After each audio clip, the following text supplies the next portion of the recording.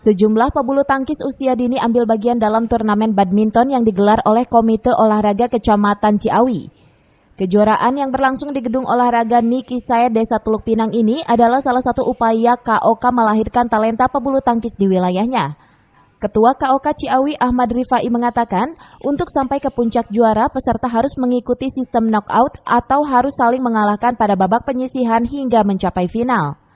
Ahmad juga menjelaskan gelaran turnamen hanyalah wadah dalam rangka melihat cikal bakal pebulu tangkis yang nantinya akan terus dibina. Turnamen ini diikuti 30 peserta dari kategori tingkat sekolah dasar dan sekolah menengah pertama. Untuk saat ini kita satu cabang olahraga yaitu badminton.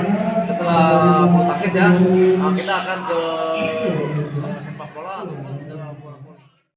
Dari Ciawi, Kabupaten Bogor, Cevi Suryadi melaporkan.